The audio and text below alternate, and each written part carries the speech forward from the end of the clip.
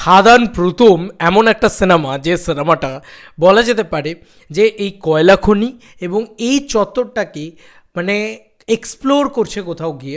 Bengal box অফিসে এই প্রথম কিন্তু এমন কোনো ছবি আসতে চলেছে এবং বেঙ্গলে প্রথম কোনো এত ডার্কেস্ট ফিল্ম আসতে চলেছে। আমরা যদি গ্যাংস্টার ড্রামাও দেখি, চেঙ্গিজের মতন ব্রাইট গ্যাংস্টার ড্রামা আমাদের এখানে আসে বা হয়, এবং চেঙ্গিজও কিন্তু সামথিং ডিফারেন্স ছিল, কারণ একটা বলিউডের মতন করে বানানো, একটা মাসি ধাসি একদম বিশাল ব্যাপার করে গ্লসি করে বানানো। এবং আমরা যদি রাবণের লুক অ্যান্ড ফিলও দেখি, সেটার ভিতরে একটা মজা রয়েছে। কিন্তু এই যে ডার্ক ব্যাপারটা, এই ডার্ক লুক, ডার্ক অ্যান্থিম, এই পুরো বিষয়টা যেটা রাখা হয়েছে, যে ব্যাকড্রপটা রাখা হয়েছে, সেইটা কিন্তু মির্জাতেও ছিল না এতটা পরিমাণে। ছিল, খানিকটা ছিল, কিন্তু এতটা পরিমাণে ছিল না। তো এইটা কিন্তু খাদানের একটা নতুন সংযোজন।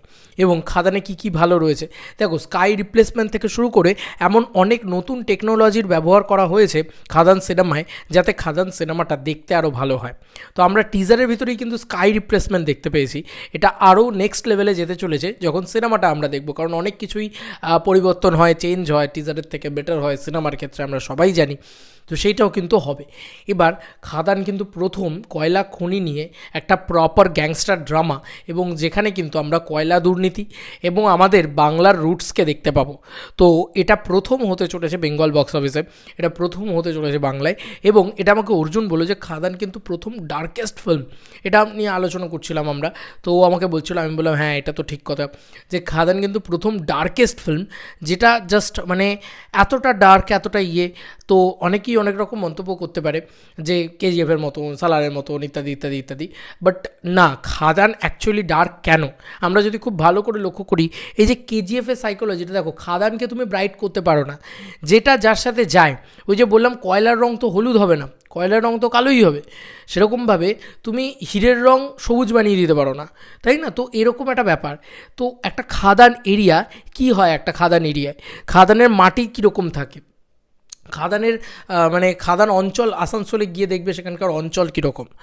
তো সেখানকার অঞ্চল দেখলে তুমি বুঝতে পারবে যে সেখানে কিন্তু ওই ডার্ক ব্যাপারটা রয়েছে। যখন রেকি করতে গেছিলো দেবদা, মনে করে দেখো, সেটা একটা চকলেটিশ ব্যাপার স্যাপার রয়েছে। ওভারঅল ছবিগুলোই কিন্তু খুব ডার্ক, মানে টেনে টেনে ব্রাইটনেস মানে বুস্ট করতে হচ্ছে। সেখানে তো আর কোনো মানে আলাদা করে কালার গ্রেডিং করা নেই, তাই না? তো কোথাও গিয়ে এইটা বুঝে নাও যে খাদান কিন্তু চত্বরটাই ডার্ক। এবার খাদান চত্বরটা যদি ডার্ক হয়, ওই জায়গাটার গল্প যদি তুলে ধরতে হয় এবং ওখানকার মানুষজনদের কথা যদি তোমাকে বলতে হয়, তাহলে কিন্তু তোমাকে ডার্ক অ্যানথিমটাকে রাখতে হবে, ডার্ক থিমটাকে রাখতে হবে। সেটাকেই কিন্তু রাখা হচ্ছে, থিমটাকে রাখতে হবে। সেই থিমটাকেই কিন্তু রাখা হচ্ছে ওই খাদানের ভিতরে। তো এটার ভিতরে কোনোরূপ কোনো প্রবলেমেটিক সিচুয়েশান নেই, কাউকে কপি করারও ব্যাপার নেই। পরিষ্কার বাংলা কথা, এটা বাংলা খাদানের গল্প। এটা কিন্তু বাংলা খাদান মানে কি, খাদান চত্বর মানে কি, কয়লা যেখান থেকে উৎপাদন হচ্ছে যে জায়গাটা, সেই চত্বরটা। এবং এখানে কিন্তু দেবদার অনেকগুলো শেডস থাকতে পারে, অনেক আলোচনার বিষয় থাকতে পারে, কিন্তু এটা কিন্তু বেঙ্গল প্রথম খাদান নিয়ে ছবি। এবং এটা কিন্তু বেঙ্গল প্রথম যেখানে আমরা এত ডার্ক হিসাবে একটা ছবি দেখতে চলেছি। পিছনে একটা বলে না ডার্ক কমার্শিয়াল ফিল্ম, সেই জিনিসটা কিন্তু অনেক দিন বাদে আমরা একটা দেখতে চলেছি, যেটা নিউ এজ কমার্শিয়াল ছবির একটা নতুন সংজ্ঞা এনে দেবে। এবং নতুন জেনারেশান যারা ঝাঁপিয়ে পড়বে এই সিনেমাটার উপরে, আমার কোথাও গিয়ে মনে হচ্ছে।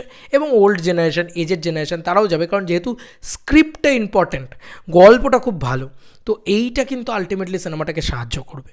এবং দেখবে দেবদা এক জায়গায় বলে যে এ জমিন হয় খাদান হবে, নাহলে শ্মশান। তার মানে এ কত বড় একজন ভয়াবহ ব্যক্তিত্ব, যে খাদান বানাবে হয় এই জমিটাকে, নাহলে শ্মশান বানাবে। মানে একটা লোককে ওখানে জিন্দা বাঁচতে দেবে না, ঘিরে রেখে দেবে। তো এ ভিলেন অবভিয়াসলি, তাই না? তাই তো দাঁড়াচ্ছে ব্যাপারটা। মানে এ তো মানে কোনো ভালো মস্তিষ্কের মানুষ বলে তো আমার মনে হচ্ছে না। তাহলে ব্যাপারটা কী দাঁড়াচ্ছে? তো এই প্রশ্নগুলো কিন্তু থেকেই যাক টিজার থেকে, তবেই কিন্তু মজাটা থাকবে, আমার অ্যাটলিস্ট এটাই মনে হয়।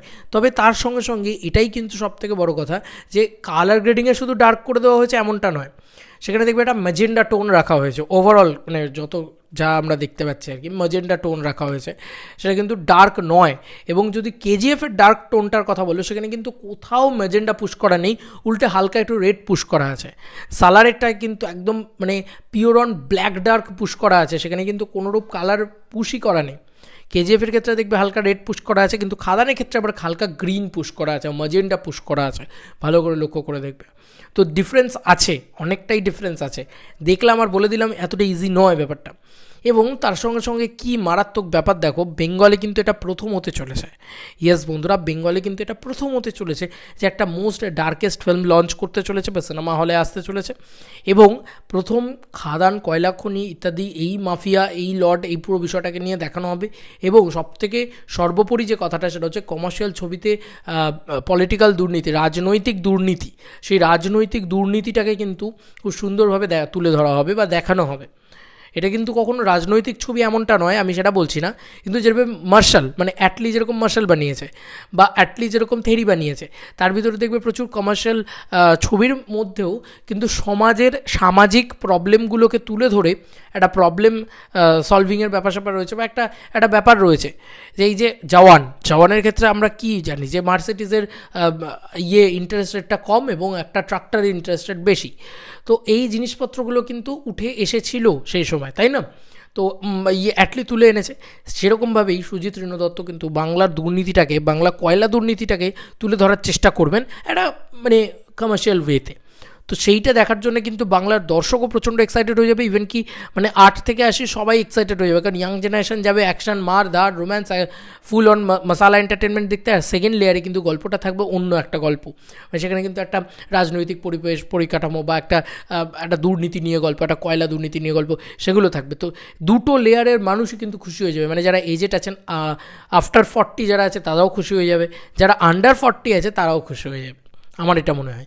তোমাদের কার কি মতামত এই ভিডিওটাকে নিয়ে জানিও কমেন্ট সেকশনে। চলো বন্ধুরা, নতুন কোনো ভিডিওতে দেখা হবে, বাই।